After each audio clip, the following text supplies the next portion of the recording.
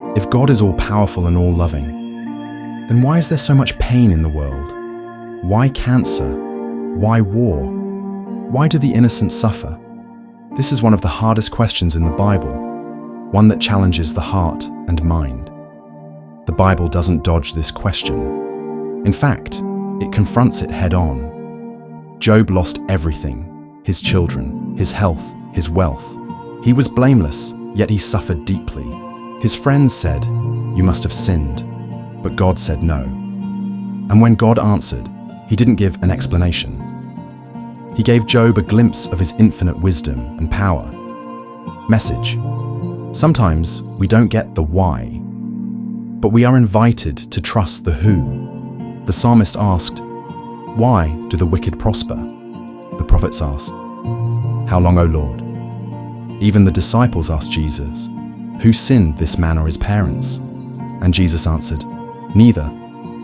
This happened so that the works of God might be displayed." Message: suffering isn't always punishment. Sometimes it's a stage for God's glory. C.S. Lewis said, "Pain is God's megaphone to rouse a deaf world."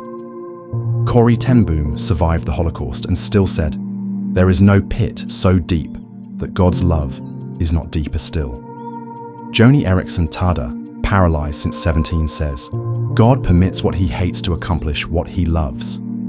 Message: suffering can refine, reveal, and redeem. But the greatest answer God gave wasn't a statement. It was a person. Jesus. He didn't stay distant from suffering. He stepped into it.